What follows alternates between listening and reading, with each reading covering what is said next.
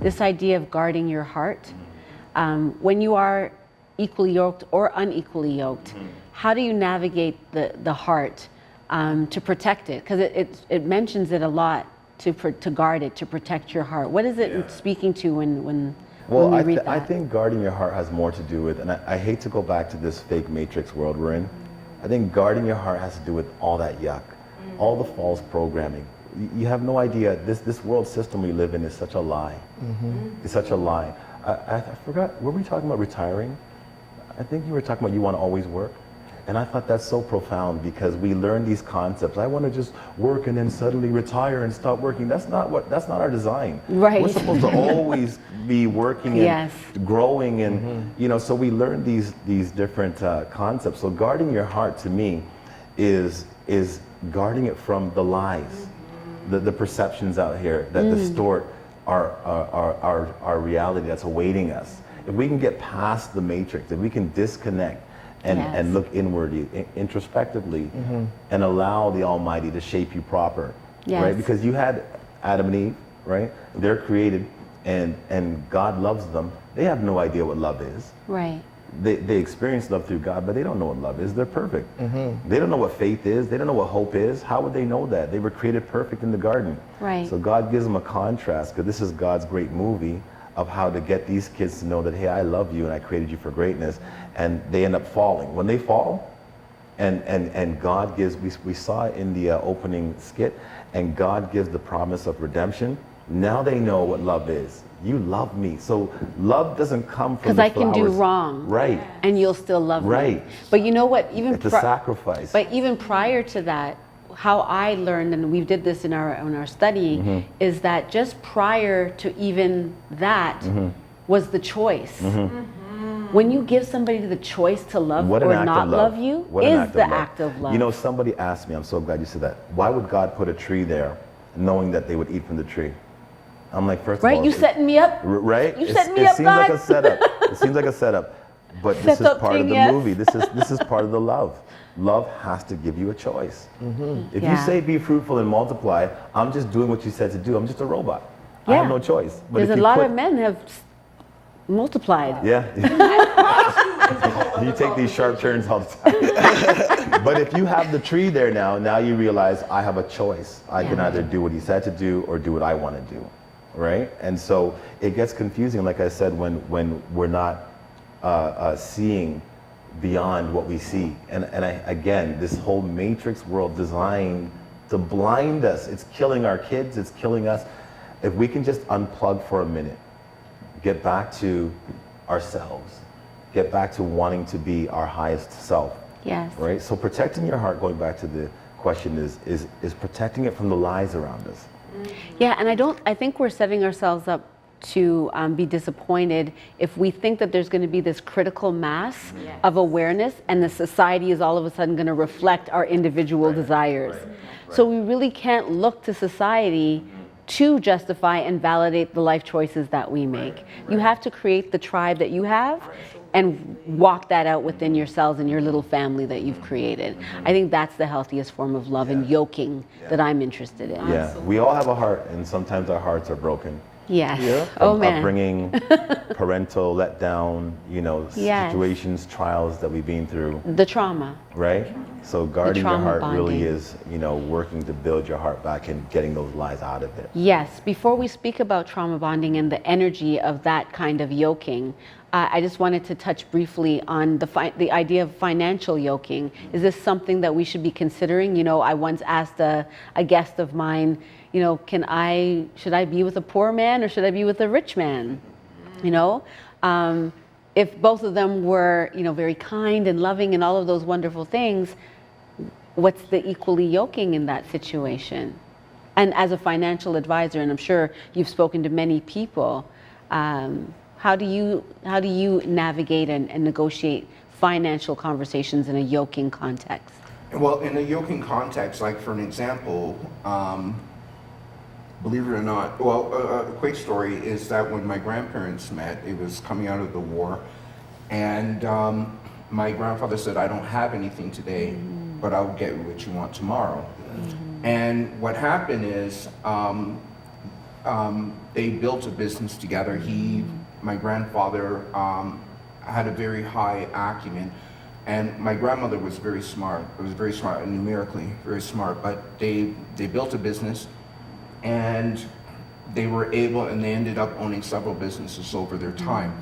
It all, once again, it goes back to, I believe, a person's intention. So, like for the scenario that you presented, should I be a rich man, should I be a poor man? What do you internally want? If you, if that person who is quote poor, I don't believe in poor. Poor is a mindset. Yes. Absolutely. If a person is, but that, I guess that's another conversation. But that in saying that, right? Then I don't have a poor spirit.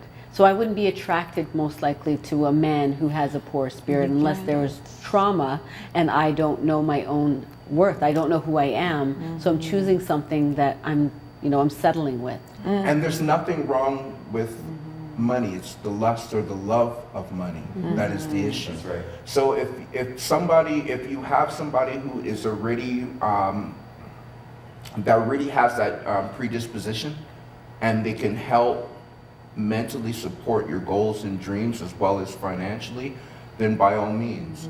But but it really depends on what a person's culture, once I come back to that, what a person's culture and mindset is. And And desire. I would say money is just one thing. Like the way that you just described that, you could be settling by being with a rich man. Just because he has money doesn't mean that he really has compassion or he really wants No, to I was like, just talking at that No, she was just component. talking about That No, component. But I'm saying, like, when we say poor men, it's definitely a mindset. There are lots of people who are not financially rich. Like, there's the interview from Bob Marley where they're like, yo, do you have a lot of money? And he was like, I am rich in spirit. Like, I'm rich in other things that you're not even considering. Absolutely. And so Money that's comes and definitely goes a mindset. anyways. Yeah. Yeah. Get rich today, broke tomorrow. Part of our existence is economical. That's right. It doesn't matter if you're in a bartering system, and moreover, and some people try to explain our existence through anthropology. I don't think an anthropological viewpoint also in explaining that is not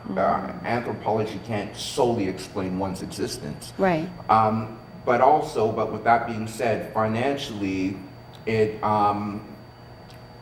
you need to have those dreams, goals, and wants also to be supported.